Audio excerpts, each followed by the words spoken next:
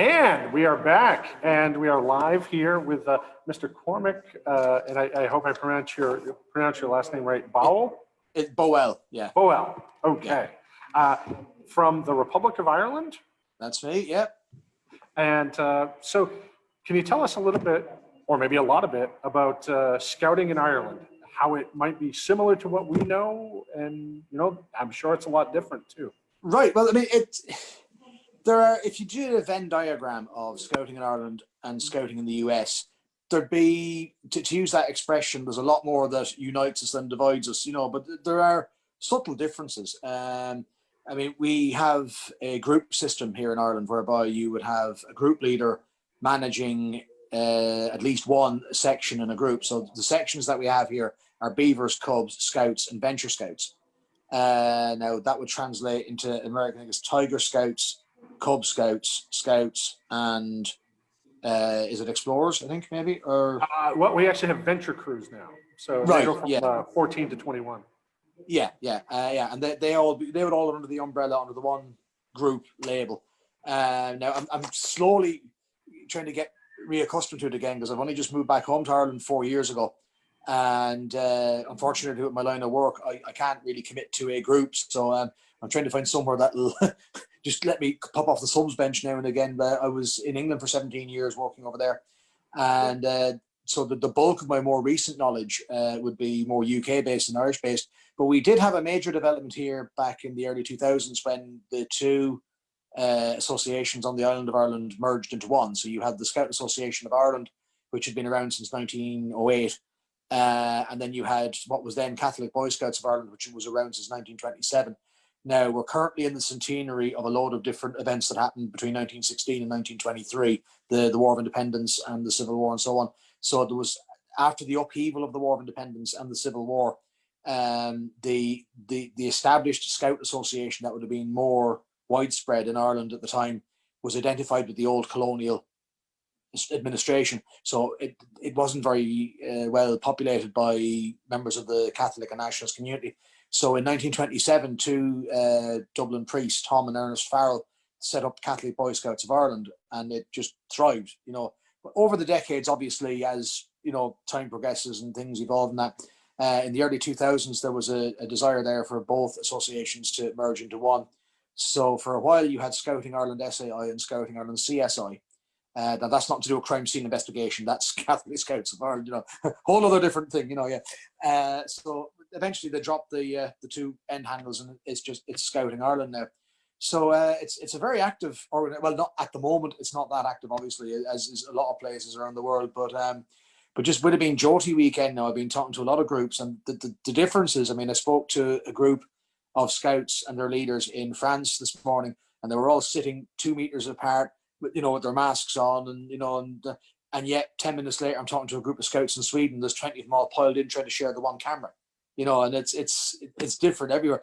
But at the same time, the underlying current is scouting is still there, and I've been talking to a lot of leaders over the weekend on JOTI, and there's a little bit of, I won't say depression there, but there's just a huge desire to get back to normal. And as I'm always telling people, look, scouting has survived 2 world wars and pretty much anything the universe can chuck at us. We'll survive this. We will be back out. The old saying, 5 years from now, we'll be sitting around the fire laughing at this, and that's maybe not laughing at it, but hopefully we'll be back to normal as soon as possible.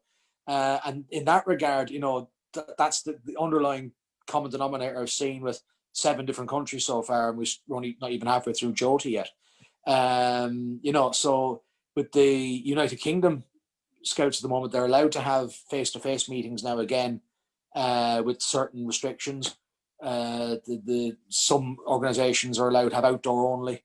But it is good to see. I mean, JOTI came at the right time. It's just, you're coming into the winter now, and the nights are getting longer, and it's just strategically positioned perfectly in the calendar to just to kind of give you a bit of a pep shot, to kind of get you re-enthused again. And a lot of guys and ladies that we're meeting and chatting to, they love the weekend. And if I can shamelessly plug ScoutLink, where a lot of the action goes on, where you're typing away, that's open 24 hours a day, 7 days a week. You don't have to be there for JOTI, and a lot of people don't realize that. I do dip my toe in the water every so often if I fancy a quick chat with someone, and so it's there all through the year. And I would strongly urge leaders that aren't aware of it, that if you're watching this and you're taking part in JOTI, pop in. They're always delighted to chat to people, and you get some fantastic ideas. And it's all free. People come in looking for ideas. Now, at the moment, we're suffering in JOTI from a massive, alarming outbreak of what I'm calling JOTAJOTI20. So if you go on, which is what I love, it's like a feeding frenzy in a piranha farm going into a channel, especially with an Irish JID code, because there's not that many of us doing it. One poor guy came into the room we were in the other day from Qatar or somewhere around there, and he had a really rare one. Well, they were all over there, and that's part and parcel of JOTI, and it's great. A lot of people get a bit miffed with the whole JID rating thing, but I love it. I can't get enough of it. I'll hand my JID code out to anyone, tall and sundry. So if you're watching this, mine is 5 India Echo 46 X-ray. So help yourself. Yeah. Yeah, it's funny because I have a counterpart here who's running our radio station, and it's the same thing with them. It's all about hitting those contacts and making connections, absolutely. But like with the GID thing, with making those contacts, or like I was talking about with the World Jamboree with the Novus bracelets. The idea of these were you wore them and you touch them together, and it would transfer your contact information that you had put in there, as much or as little as you wanted, to somebody else. Yeah, well, it's funny enough. One of the things I like about JOTI is the random nature of the subject matter in the leaders' chat room. It can change every 15 seconds, or it can last an hour and a half. And they actually came up late last night, the Novus things, there was a guy explaining to me, and we just went way off piece. How would that work in today's? You'd have to hold it on the end of a pole, you'd have to put a mask on it. We're just making light of the whole situation, because it's the only way to do it. Yeah, but I think they're a fantastic idea. I did watch a lot of the live stuff and the daily news reports on the YouTube channel, and fairly, I got to hand it to the 4 young people that did the daily news reports on that. Give them, CNN, any of you lot, if you're watching, that's how you do news. It was just a joy, and they were so enthused. Okay, it was held together. It was a bit creaky in places. It was held together with Scotch tape and a couple of miraculous medals. But it was pure, proper. You could see the enjoyment they were having. You could get, it was as good as being there. Now, so yeah. So well done to the lads and lassies. Yeah, no, at the World Jamboree for sure. The news feeds out were amazing. And as I had mentioned, I was fortunate to work with a group that we would take participants. They would come in and they wanted to tell a story, and we would help them with video equipment, audio equipment, or just putting their words on paper, whatever it was that they felt they needed to do. And then in turn, we would push that out to different media organizations, and particularly to the World Scout Association, who had a constant live feed of that sort of stuff going. So it was really neat to kind of get the perspective of the individual participants. But I find that's the case just working with scouts in general. Yeah. And all the scout leaders I talk with from all over the world, it's the same type of thing. We do it because we just like working with the youth, and we like the program, and we like the structure of the program. Exactly. And I mean, as I said to you before we went on air, I'm getting to the point now where I'll probably never get to one, but I've sent a couple of scouts to one, and that's nearly a Herculean task in its own. From the moment you're told that, I don't know how the selection process is like in the States, but when I was in Cheshire at the time, one of our scouts got selected, and for the next 2 years, it was, we hardly saw him with the amount of fundraising going on, but he'd come down for every troop night, and he opened up a little tuck shop that he kind of started off with his own money, and then, ran a tuck shop, and he raised several £100 on that over the couple of years. We gave him, the group gave him, unofficially, we're not supposed to, but the group gave him some spending money going over, quite what. He was our champion out there. He was our representative. And it was a lot of work to get one guy there, but the rewards of it was just phenomenal. And I mean, he actually saved us a month's worth of program planning, because it was slideshow after slideshow after slideshow for the next 4 weeks after he got back. And, it was the one in Japan, 2015 he was at now. So it's gone back 5 years now. But from the moment he was told he got it, I mean, in typical fashion, if you knew the lad, he was told, right, tell no one but your family until it's officially announced. And we were doing an archery range at a village fair. that day, helping a local village fair. And he came sprinting across the flipping shooting line for a start, shouting, I got it, I got it, I got it. So, you were only supposed to tell your family. Yeah, well, you guys are family. And that's scouting. I'm 30 odd years involved in scouting now. And from day one, it was imbibed into me by my mentor 30 years ago, a guy called Tony Muldowney. That he was sort of the elder lemon of Irish scouting 30 odd years ago. I'm rapidly approaching that age myself now, probably. But he always instilled in us that it's a family. You now have an extended family of over 20 million brothers and sisters. And, it's something I've always instilled in any scouts or cubs that I've had. And they, in turn, now, some of them, it's a bit like having a scouting grandchild. I now have grown-up scouts who are now scout leaders elsewhere who are now instilling that in their scouts. And I think if we lose that, the concept of family, which we haven't, because you into JOTI, or you're talking here, I've had a few Zoom sessions over the weekend with leaders I've never met before, but within 15 seconds, it's as if we've known each other all our lives. And, the one thing that's common to all scouting uniforms, no matter what they are, no matter where they are, some are worn on the sleeve, some are worn on the collar, the world badge, is common to us all. I'm always saying to people, we've been diverse and inclusive since 1908. So we were doing it. It's so mainstream. We've been doing it for years. We were the original hipsters back in 1908, which is a bit of a temporal contradiction, but yeah. But that's true, though. Scouting was a revolutionary concept, and it came at the exact right time that it was needed. Yeah. And then I don't think it would have spread worldwide if the program wasn't exactly what you're talking about. Friendship, fellowship, and just bringing people together, with that shared experience. One of the things that I find neat is talking to leaders from around the world is just how similar we actually are. Yeah. In that, we get our units outdoors to go camping. Now, how that camping is done might be a little different from country to country, but it's the same. It's the same. That's what I really I'll give you a very quick example of that. About 15 years ago, I was asked to go out and inspect a campsite. There was a friend of mine camping there already for a few days. I came out just to visit him, and I'm walking around for ages looking for them. Where are they? To be heard, we're up here. And I looked up, and they were all leaning over this treehouse thing they built, drinking tea and looking down on me. The tents and everything were about 30 feet off the ground. They were up the trees. I've landed on, the Ewok Scout Camp, but they were swinging from vines and ropes and going across, and that's, that's the fringe side of scouting that you sometimes get, which is fantastic. Yeah. Scouting also, I always have the theory, you have to put in historical context. Baden-Powell was the superstar A-list celebrity of his time. Because for the simple reason was, a lot of it was to do with the media. The siege of Mafeking, which every scout was talking about, that was so nearly a military disaster. But it was the only real victory that the Crown forces had in South Africa up to that point. They were getting their rear ends handed to them on a silver platter by a lot of Dutch-speaking farmers jumping out of the bushes, on guerrilla warfare. Up to that point, wearing red tunics with white cross straps, and the Boers going, "Oh, thanks, lads, yeah, no problem." So the war was going terribly for them. They needed something to sell back home. And then what's this little thing going on here in Mafeking?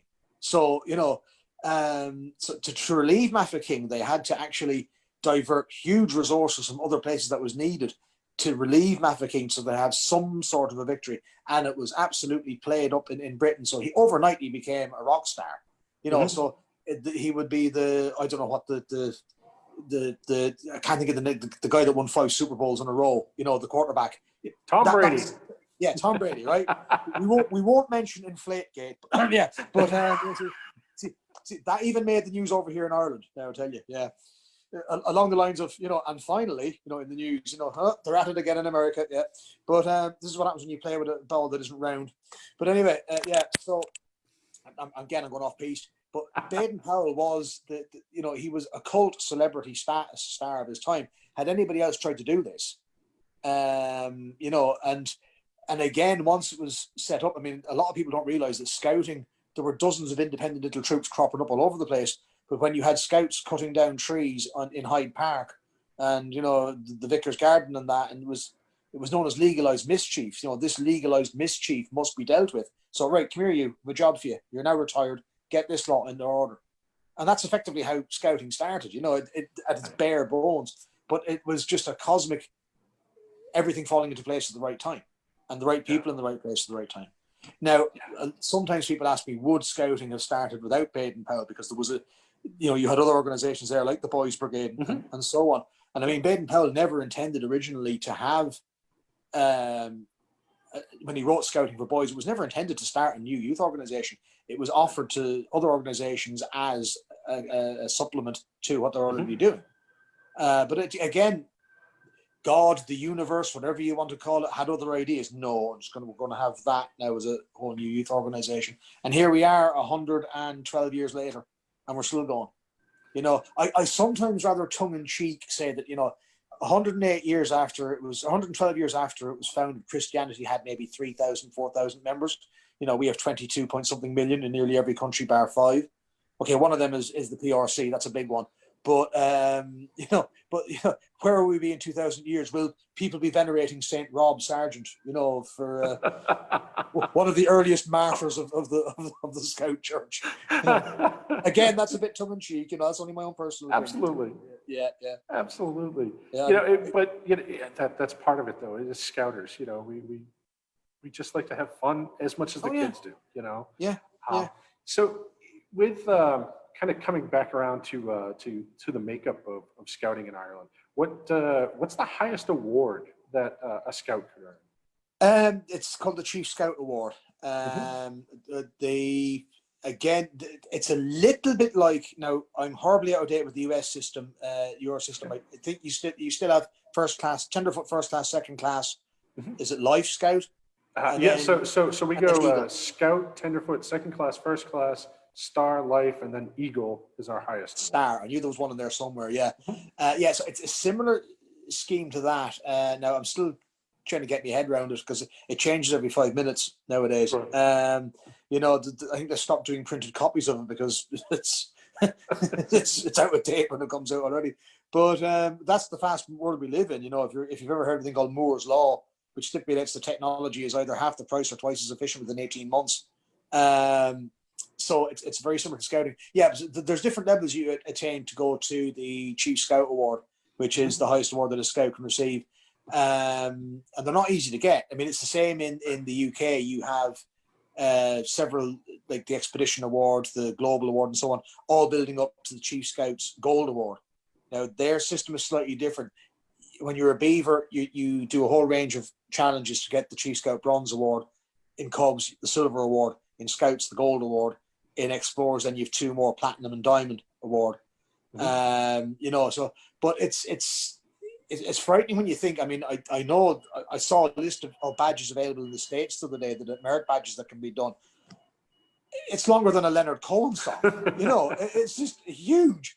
You know, in Britain, there are, I mean, when I retired from active duty, as it were, 4 years ago, there were, I think, 108 badges that a scout could do in the UK.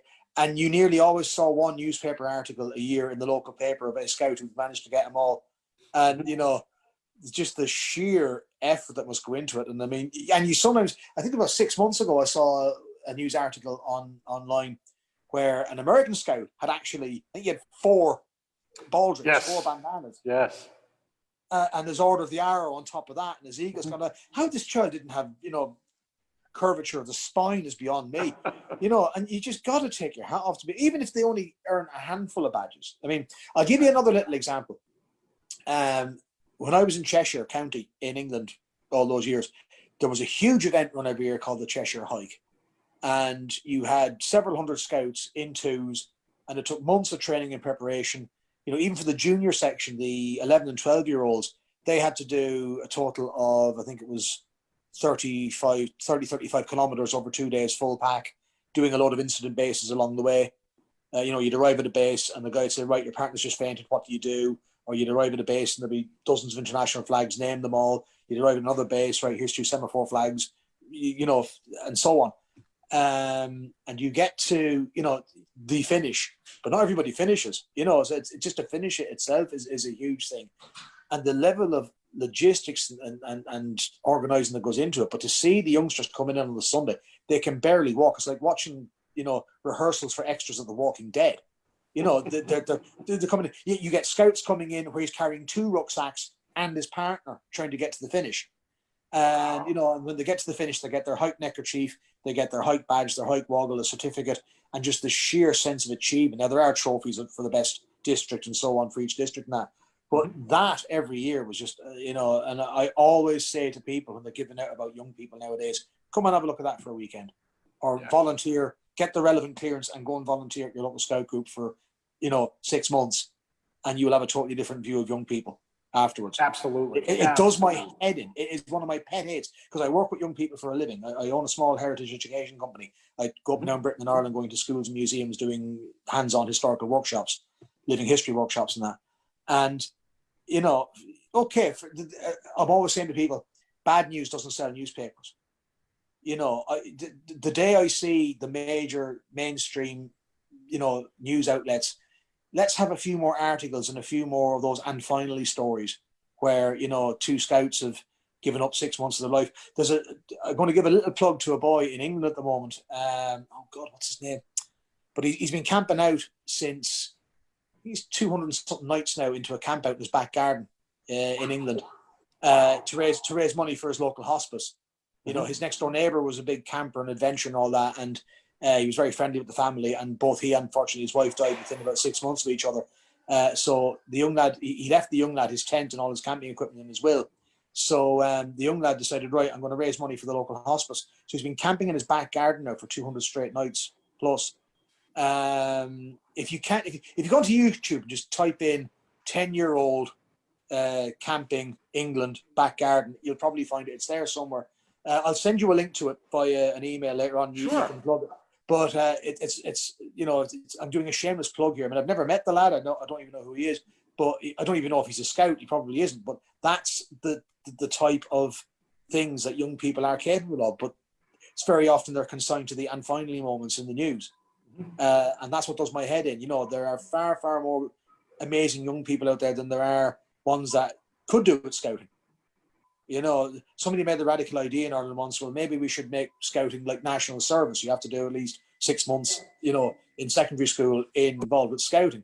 And there are pros and cons to that, or to be involved with something. But there are too many young people out there that just have no social outlet.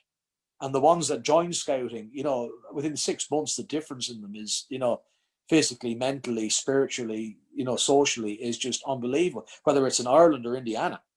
You know, it's the same all over the world.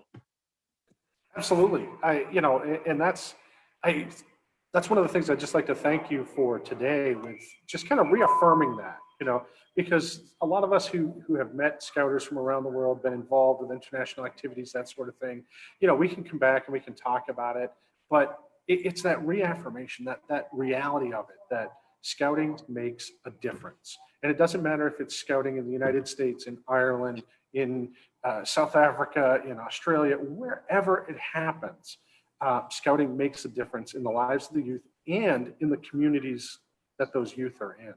It really absolutely. does. Yeah. And long may it continue. And hopefully at JOTI 2099, you know, people will pull this out as archive footage. See, they were talking about it even then, you know. Yeah. I hope so too. And that's the great thing about digital media now, is that hopefully that will be the case. It's not always the great thing about social media. And again, this is something I'm always saying to young people. What you put on there, it's there. There's no such thing as delete. It's there. It's always there, you know. And it's just like, you know, driving like a car. I tell my scouts, I tell my scouts, you know, I'm glad that I made all my mistakes before there was YouTube and internet and Facebook. Oh yeah.